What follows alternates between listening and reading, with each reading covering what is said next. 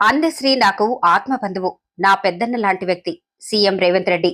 గట్కేసర్ రంగారెడ్డి జిల్లా. తెలంగాణ ఉద్యమానికి తన కలంతో ప్రాణం పోసిన ప్రజాకవి అందశ్రీ స్మృతిని చిరస్థాయిగా నిలిపేందుకు రాష్ట్ర ప్రభుత్వం మరో కీలక అడుగు వేసింది.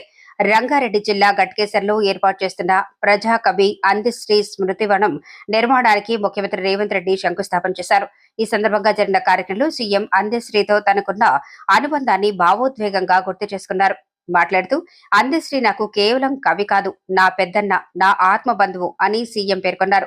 తెలంగాణ ఉద్యమ సమయంలో గడీల ముందు తల వంచకుండా ప్రజల పక్షాన నిలబడి తన కలంతో పోరాడిన గొప్ప కవి అందశ్రీ అని కొనియాడారు. తెలంగాణ ఆత్మను ప్రపంచానికి చాటిన ఆయన సాహిత్యం తరతరాలుగా స్ఫూర్తిగా నిలుస్తుందని అన్నారు.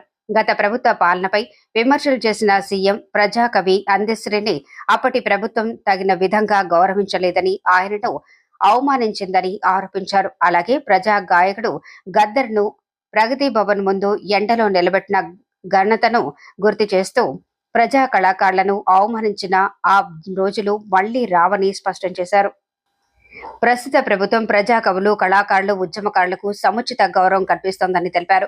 అందశ్రీ స్మృతి కేవలం ఒక నిర్మాణం మాత్రమే కాకుండా తెలంగాణ ఉద్యమ చరిత్రను, ఆయన సాహిత్య వారసత్వాన్ని భవిష్యత్ తరాలకు అందించే స్ఫూర్తి కేంద్రంగా నిలుస్తుందని సీఎం పేర్కొన్నారు. ఈ కార్యక్రమంలో మంత్రులు, ఎమ్మెల్యేలు, ప్రజాప్రతినిధులు, సాహిత్యవేత్తలు, కళాకారులు, అభిమానులు పెద్ద సంఖ్యలో పాల్గొని ప్రజాకవి అందశ్రీకి ఘనంగా నివాళులర్పించారు. ప్రభుత్వం చేపట్టిన ఈ కార్యక్రమం ద్వారా తెలంగాణ సాహిత్య, సాంస్కృతిక వారసత్వానికి మరింత గుర్తింపు లభిస్తుందని పలువురు అభిప్రాయపడ్డారు.